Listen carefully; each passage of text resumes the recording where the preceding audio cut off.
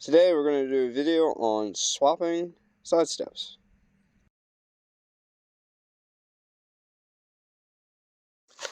So, time to start another build for the Dodge Ram here from a tow rig. I picked up these steps secondhand off Marketplace. These are a little rough, but we're going to sand these up. We're going to bed line them, and you won't even tell. These came off of, I don't know, I'm going to assume a Jeep, quite possibly, although the mounts don't exactly seem like a Jeep. I'm not sure. It might have been I don't know. I could make a million guesses. Don't know what they came off. Don't really care what they came off of. I'm going to pull these mounts off. What I'm going to do is I'm going to cut these right about somewhere right in here, you know. And I'm going to take this. I'm going to weld that on next to it. Right in here. Nice seamed. Weld these on. And I'm going to take the factory ones off of the Dodge. Take the old Grandpa 2 bars here because they're just, you know, not in the best of shape. Nice and rusty under there. Starting to lose the pads. It's time for the old Grandpa tubes to hit the road. What we're going to do is I'm going to leave this here. I'm going to leave this here. The cat's really trying to intrude on the video right now. I'm going to leave that stuff on there, front and rear both. I'm going to just take the tube off, and I'm going to do those steel bars that are going to come across, and I'm going to weld them right onto here, and I'll have it bolt on through here, that square section. I'll actually have that bolted on. I don't know if I'll have it bolt through. I may just put, realistically, I could do a nutsert in there. I don't know how strong that would be for something standing on. I mean, it should work fine, but I may just end up bolting through anyways, or I may weld a bolt into it. I have like a stud placement. But that's what we're going to do. So, first thing I need to do, before I go ahead and do all the taking apart stuff, I'm going to get these completely ready to go. I can have these sanded down, painted, and ready. I can get these mounts off, cut, prepped, and then I got to go to the steel store. Not going to be today, it'll be tomorrow. I'll get the other piece I need, because this is all I have left of the 1.5 by 8. I need to get another piece, and I'll get those cut, and we'll get that done.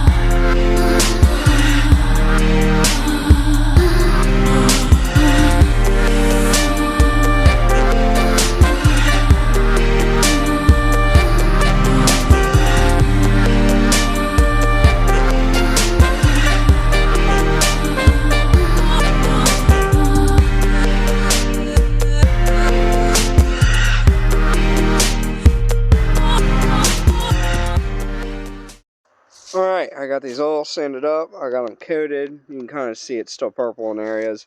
Rust converter, you're going to see me talk about and show you this stuff a lot in future videos, because I use it a lot. I'm really hoping that Project Farm talks about one of these days. I told him he needs to do a round 2 on these and put that on there, because I'm really hoping it's as good as I think it is, because I use it on everything from my business. I got to touch up that spot there. But we're going to let this stuff dry. I'm going to flip them over. I'm going to spray paint the bottom and top black. Let it dry. I'm going to take them in the garage. It's not going to be today, and then tomorrow, while it's crappy out, I'm going to paint them and let the truck bed liner dry on them. And now we're going to go ahead and over to the truck and start doing that part. Alright, as you can see here, we got them inside. I got my tarp down. I got the heat cranking. Trying to get nice and toasty in here. I said yesterday I was going to spray them black. You can see the underside, we got nice, completely coated.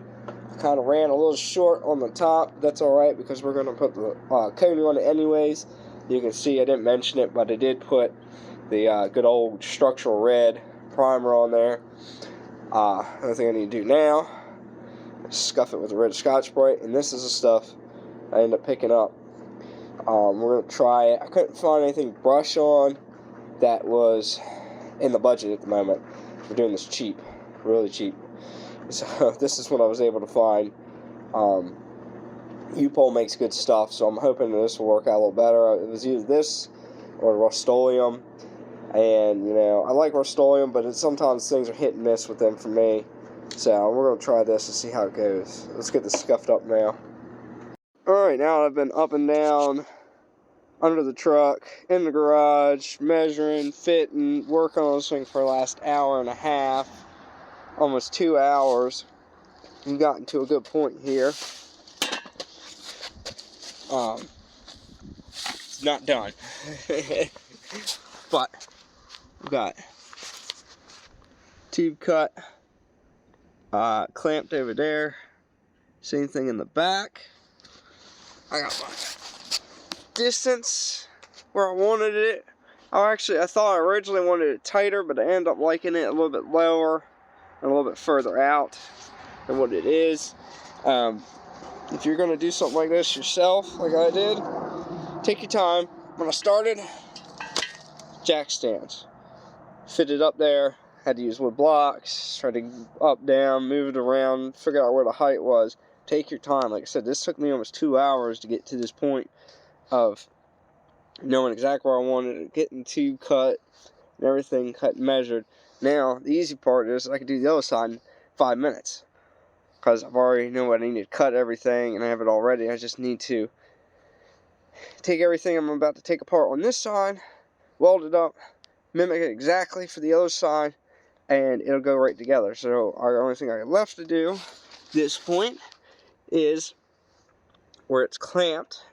I'm going to drill, put a 1/2-inch bolt in there, and then in the bottom here I'm going to drill and tap for a 1/4 or a 3/8 bolt, just something to keep it flat. It's not really going to go anywhere unless for some odd reason something hits it on the underside and lifts it. It could bend that 1/4-inch tab that it's going to be bolted through. So that bolt is going to get drilled and tapped into the tube portion that you can't put a through bolt through. That'll keep that from happening. That's the only reason why we're going to do that. That's the reason why it's going to be a small bolt, and I'm not too worried about it, because it's not particularly load bearing as far as the weight of somebody standing on this. So let's go ahead and now get everything welded up.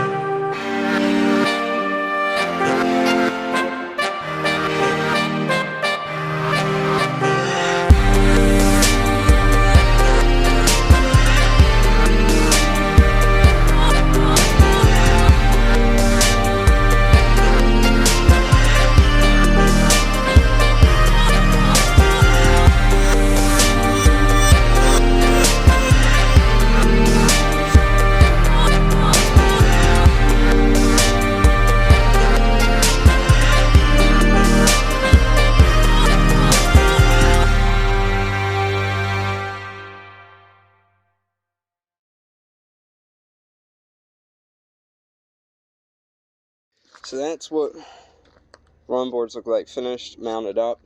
I was in a rush last week because we had to go to a parade. That's why I was trying to get them done. Man, you can see I rode around in the rain the other day and it's like covered in dirt already. But these things are so much nicer. I still have to do this. It's the only thing I have not done. I didn't have time before I went to think. But realistically, I mean, just mounted like they are, they're pretty dang strong and they have no deflection. You see the one down here is nice and solid. Very happy with this. I mean, she is rock solid. I love the way they turned out and they look. I'll have to, like I said, I'll have to mark and pull that mount off and drill it. This side, I got to pull the whole thing because I ran out of paint. Talk about poor planning. But I got to pull this one off, repaint it, and then I got to do the same thing on the front. I got to drill that one out. And I'll get to that one of these days. I'm not too worried about it at the moment. I'm pretty happy with the way it turned out. Another project down.